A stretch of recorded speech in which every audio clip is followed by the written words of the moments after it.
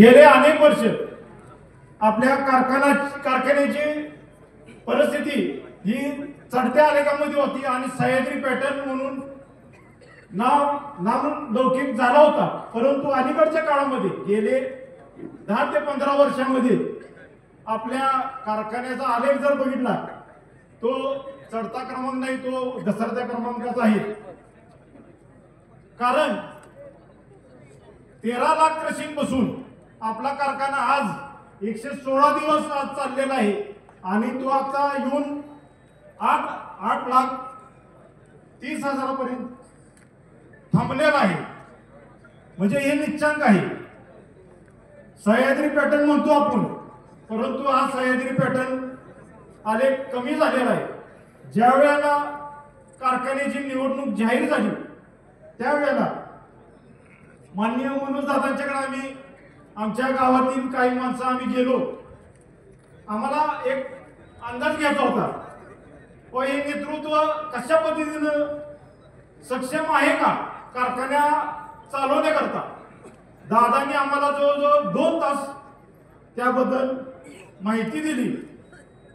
त्यांचा मानखटाव कारखाना असेल किंवा सह्याद्री कारखाना कशा पद्धतीने चांगल्या पद्धतीनं दादा चालवतील याबद्दल आम्हाला गेले म्हणजे 2 तास आम्हाला त्यांनी वेळ देऊन सांगितलं आणि खात्री पटली की हाच माणूस परिवर्तन करू शकतोय।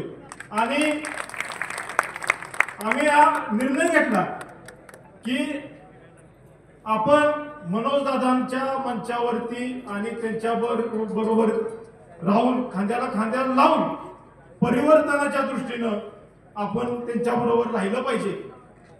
त्यानिमित्त आम्ही या ठिकाणी आलेलो आहे। त्याचबरोबर कारखान्यामध्ये विविध प्रश्न आहेत, जिव्हाळ्याचे प्रश्न आहेत। गेले अनेक वर्ष सभासदांच्या मनामध्ये गेले अनेक वर्ष माणसांच्या मनात आहे की स्वर्गीय यशवंतराव चव्हाण साहेब यांचं नाव या कारखान्याला द्यावं। आणि निश्चितपणे मला खात्री आहे की हे पॅनेल आपला आल्यानंतर निश्चितपणे हे नामकरण होईल याची मला खात्री आहे।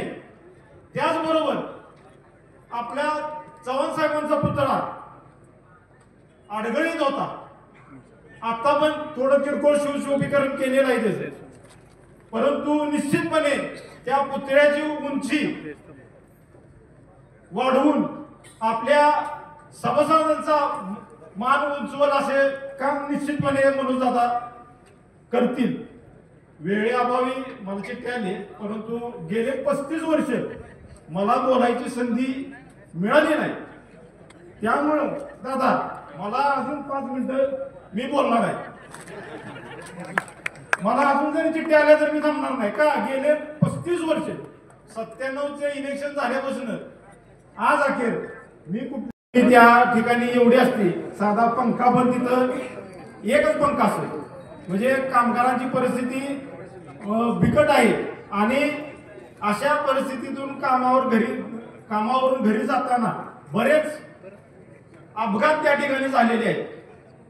तर माझी एक विनंती आहे, आपलं पॅनेल सत्तेत आल्यानंतर ह्या कामगारांचा विमा उतरवण्याचं पहिलं काम पॅनेल करेल। शेतकऱ्यांना दिले जाणारे जे प्रेसमड आहे ते प्रेसमड जे आहे दरवर्षी त्याचा दर वाढतो। वाहतूक दर जर बघितला तर माणसाला परवडतच नाही अशी परिस्थिती आहे। तर प्रेसमडचे दर जे आहे ते निश्चितपणे दादा आपण त्या ठिकाणी कमी करावे। बियाणे प्लॉट बघितलाय का कारखान्याचा?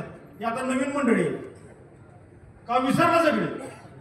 बियाणे प्लॉट बघितलाय ना आपल्या कारखान्यावर? नाही बघितला।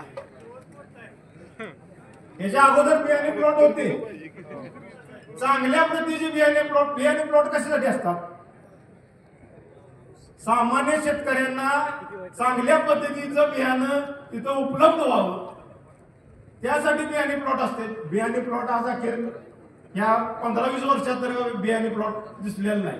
तर बियाणे प्लॉट देखील त्या ठिकाणी केले पाहिजे आणि निश्चितपणे हे पॅनेल त्या ठिकाणी पुढाकार घेईल। ऊस नोंदणी आपण गेल्यानंतर आपण नोंदवून बाहेर पडतो, परंतु तारीख बघत नाही, तारीख कोण टाकत नाही. तर निश्चितपणे ऊस नोंद झाल्यानंतर त्याचं जाहीर त्या आठवड्यातली लिस्ट जाहीरपणे त्या ठिकाणी लावावी ही एक विनंती आहे. आणि निश्चितपणे दादा